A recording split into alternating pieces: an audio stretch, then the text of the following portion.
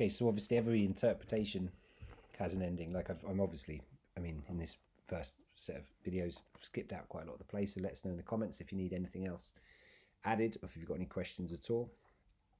But it's worth having a quick look at the ending, and there's a couple of, I think there's a couple of really lovely moments in the ending, really, in terms of applying a new reading to it.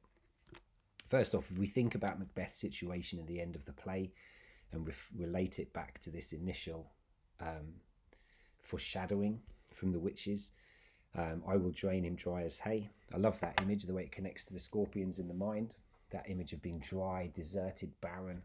Yeah, drain him dry as hay. Obviously, sleep shall neither night nor day hang upon his penthouse lid. Macbeth couldn't sleep for the whole play. I think clearly that was the witches doing their thing. That he shall live, a man forbid. Certainly, what Macbeth does when he kills Duncan is an affront to his masculinity. Yeah, the whole speech in Act 1, Scene 7 about Duncan being there in double trust is really all about Macbeth betraying his masculinity. This idea that men had all the power, therefore men could do whatever they wanted, simply wasn't true. The masculinity had very, very strong codes that were all rooted in the army, basically. It was about loyalty, it was about obedience, it was about bravery, it was about trust, and this idea that he will live, a man forbid. He's sort of almost been forbidden his masculinity by this point. Weary 7 nights, 9 times 9. What's that, 81 weeks? I don't know how long Macbeth's reign was supposed to have gone on for. I couldn't find any references to time in the play, but I think that's an interesting one. I wonder if that's the length of time of Macbeth's reign. Shall he dwindle, peak and pine? Such an interesting sort of, it does that fairly represent Macbeth's emotional journey. He kind of dwindles, he sort of becomes weaker. He does have these peaks, but he longs for something throughout the whole way. To pine for something is to long for it. He's never quite happy. Yeah, he's never quite found what he's got. Though his bark cannot be lost, yet it shall be tempest tossed. At no point did he lose his anger or his energy, but he really went through some tough times. I think that, whatever that is there, 2, 4, 6, 8 lines, is basically the play of Macbeth. That is what they are going to do to Macbeth. And that is a very strong piece of evidence as you're going to get that the witches controlled this. They had agency in this. They made this happen to Macbeth. Essentially, what the sort of meta story, the bigger story about Macbeth, bigger thematic thing was, Macbeth begins the play as a good servant to the king, but he was a terrible king himself. Macbeth was a good and loyal servant, a follower. He was never meant to be king. And one of the key messages in this play, I think the main message in this play, is that people should stick to their God-given roles. This idea that it's become a play about ambition and the unconstrained ambition and everything like that, it's not really about that. It's about it's about staying in the role that God gave you. If you break out the natural order, if you try and be someone more than yourself, this is part of the reason why. I don't dislike this play, but I don't venerate it. I don't think it's an amazing play, and I don't think it's got a very good message. The heart of its message is, if you try and break out of your role, your God-given role, there's going to be trouble. But the heart of Macbeth's issue is that he was a servant of two masters, the king and his wife. On one level, he wanted to support the king, and on another level, he wanted to support his wife. This is a story about somebody who's torn between those two roles. And Macbeth's tragedy, Macbeth's hamartia, Macbeth's weakness, was that he listened to his wife. Yeah, it wasn't his unconstrained ambition, because as I think, you go over, if you look at his language, you look at the way he talks about being king in the first act, he was never ambitious for the throne, really. He didn't really want it. There's loads of stuff where he says he didn't. It's very rare that he says he did at all. So I think if you look at Macbeth's ending, it's a really nice sort of summary there. Essentially, he was under the control of the witches. One of the things I've really struggled with, and I have to say, even for in an essay, I've often had this chat with kids over whether or not they can deal with this, but Lady Macbeth's character arc is appalling. And I know I'm having a go at Shakespeare here, and you can't. I'm an English teacher, you can't really have a go at Shakespeare, can you? Surely. But let's just look at her character arc. Act 1, she bosses it. Yeah, she plans the murder. That speech in Act 1, Scene 7, she tells it exactly what we're going to do to kill King. Act 2, she bosses it. She sorts out the murder. What do you bring the daggers from there for? You know, we're going to take them back. You know, oh God, I shame to wear a heart so white. She's running the show. She's confident. She's driven. She's active. In Act 3, she does have 4 lines of doubt. There's 4 lines where she says, it is better to be that which we destroy than by destruction dwell in doubtful joy, right? Where she's like slightly unsure of herself. But then Banquo's ghost scene comes along and she bosses it again. She's tough as nails, this Lady Macbeth. Act 4, she's not in the play at all. And then in Act 5, she's suddenly mad. Just suddenly mad. She has one scene where she's mad. She's sleepwalking. She's suddenly mad. And then allegedly she kills herself. Where's the character arc? Where do I see her gradual descent into madness? I've heard teachers talk before about Lady Macbeth having a gradual descent into madness, but I've read this play 100 times, and there is no gradual descent into madness. That's her character arc. She bosses it, she bosses it, she bosses it, she's not in the play, and then she's mad. It's odd. The closest I've come to a resolution to this, and I think I'd say certainly this is not the strongest argument I've ever put forward, but in Lady Macbeth's original magic spell, she says, come you spirits that tend on mortal thoughts, stop up the access and passage to remorse. So she says, part of her magic spell, she says, stop me from feeling guilty. Yeah, as a part of her magic spell. Now, and again, one of the scenes that's often removed from productions is this scene with Hecate, this woman. Hecate was like the queen of the witches, basically. And she turns up in Act 3, Scene 5, and has a go at the witch. She says, how did you dare to trade and traffic with Macbeth in riddles and affairs of death? And I, the mistress of your charms, the close contriver of all harms, was never called to bear my part or show the glory of our art. Now, what she's essentially saying there is she's just telling the witches off for starting this whole thing, and then she demands that they bring it to a head, and she demands they end the whole thing. Now, you could argue, I think, that potentially Lady Macbeth's spell to block up the access and passage to remorse got cancelled when Hecate pulled the plug on the whole enterprise. That would certainly explain why suddenly Lady Macbeth felt guilty, because, you know, and then talk to your teachers about this, and again, if you've got any thoughts about it at all, post them in the comments, but I don't really understand Lady Macbeth's character arc. This section here is all that makes sense to me, really. She's so tough, and then she's not in the play and she disappears. That's the closest I've got to a resolution. The only other thing that I think is really interesting about Lady Macbeth's death is this. Now, I've Googled this loads. Yeah. There's a character who comes into Macbeth at the end called Satan. His name is Satan. Right? None of Macbeth's other servants get names. They're all just called servant, messenger, gentlewoman.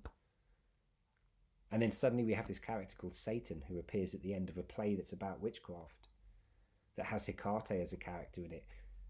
I've looked at this, I've Googled this, have a Google around on it. Everywhere I can find says it's just coincidence that his name's Satan. But I tell you what, one of the kind of old wives' tales about the devil was if you said his name 3 times, he would appear. And if you look at this from a narrative constructive point of view, right, he says Satan. Shakespeare's very clever here, really. I mean, you know, he says Satan twice in quite quick succession to establish to the audience that, oh, it's happened twice. And then he makes you wait and wait and wait. And then as soon as he says Satan for the 3rd time, Satan appears. Now, I said, I've Googled this loads. Everywhere says it's coincidence. I think the play is about witchcraft. He says Satan 3 times and Satan appears. And what's really interesting as well, it's Satan who delivers the news that Lady Macbeth has died.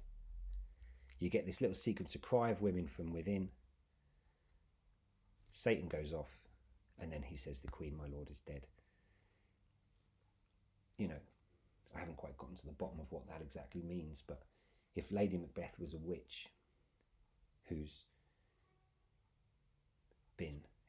angered Hecate, the queen of the witches, and now Satan's getting involved in this whole thing, you know, it's conceivable that Lady Macbeth didn't kill herself. I think it's interesting as well.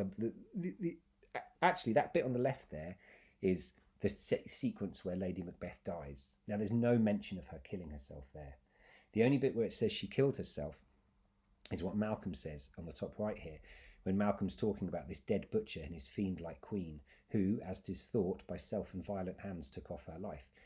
So all he's saying, really, the only evidence that Lady Macbeth killed herself is that Malcolm assumes that is the case. He says, who it is thought by self and violent hands took off her own life, as 'tis thought.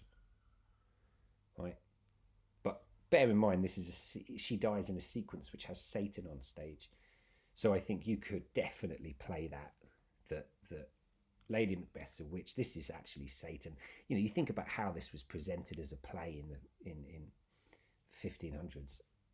You know, Satan would have been quite a real character. A lot of people, he was certainly real for King James, who the play was written for.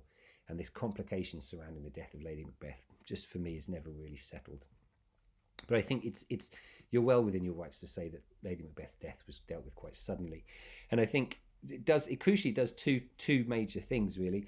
Like, we don't dwell on Lady Macbeth when she's unhappy, which I think would have generated some real sympathy for her as a character. She's a very cool villain. You know, she's got loads of really good lines in the play. When Macbeth's being all crazy, Lady Macbeth comes in and sorts the show out. And I think that watching her go through a gradual descent into madness would have encouraged us to feel sympathy for her. I also think it stopped a woman becoming the focus of the play, because she bossed the early part of the play so much that actually she dies in a bit. It's a bit of a damp squib, really, in the end when she dies. We don't really get to spend much time with her. We don't really understand the reasons why she killed herself. You know, she had no regrets all the way through the play. Those 4 lines in Act 3, Scene 2, and then no regrets elsewhere. And then suddenly she kills herself. It doesn't make any sense. But I think essentially part of my argument in this play is it's quite a misogynist play, right? So I've got this here crucially. So Macduff is the hero of this play for 2 reasons. Firstly, because unlike Macbeth, he chose his king over his wife. Do you remember I said about how Macbeth's problem was that he was a servant to 2 masters and that he chose his wife over his king? Well, Macduff did the opposite. Macduff left Lady Macbeth to die. Lady Macduff got murdered by Macbeth. And Macduff wasn't there because Macduff had chosen Malcolm and the king and the state over his wife. Macduff did the opposite to what Macbeth did. Yeah. Macduff chose the masculine role of being loyal to his king over his wife, and that's what this play is saying that a man should do. And the other crucial thing is this play is so anti-women. I mean, I just do think this is a misogynist play, and it's fitting that the ultimate hero in this play wasn't even born of woman. Macduff's secret power, his superpower, the one thing that sets him apart from everybody else, is that he wasn't even born of woman. He is the furthest that it's possible for a man to be from a woman. And I think the line he uses at the end, I was from my mother's womb untimely ripped. Untimely ripped. Macduff's birth, the hero's birth, wasn't just that he wasn't born of woman. It's that his birth itself was an act of violence against a woman. You know, this play is rampantly, radically misogynist. And it's a little bits like that. The fact that the hero is, Shakespeare could have chosen anything to have as a fun twist ending. It's not like him being born by cesarean, which would have killed his mother as well. I mean, it wasn't just an act of violence. It was, essentially Macduff's birth killed a woman. And this idea that he was from his mother's womb untimely ripped, Shakespeare's done that for a reason. And it fits into the whole scheme of the rest of the play, which is about a good man getting corrupted by women. Macduff is the hero because he had no association with women. Now, one of the things I have heard from people as I've presented these ideas before is that people don't like this interpretation because it's the message of the play is essentially so misogynist, so anti-women. It's like, just don't listen to women. Women are bad news. But I think it's interesting, first of all, I mean, this is controversial to say, but Shakespeare described his own play in a kind of like a moment of irony, a sort of bit of dramatic irony in some respects. When Macbeth's talking about his life, he describes it as a tale told by an idiot, full of sound and fury and signifying nothing. So maybe that's Shakespeare saying even he didn't like this play very much. Maybe this isn't one of his favourites. I mean, it's very dramatic, it's very fun, it's really accessible, it's got loads of good stuff going on, there's some fantastic lines in it. Morally, I think it's quite because I think it's misogynist, so I think it's quite deeply problematic play. But the thing to remember about this play is that Shakespeare didn't write it for him. He didn't write it. It wasn't like Hamlet that he wrote as a kind of self-exploration of theme. Shakespeare wrote this play for King James. And when you look at the life of King James, it becomes incredibly clear just why James would have wanted a play as misogynistic as this one.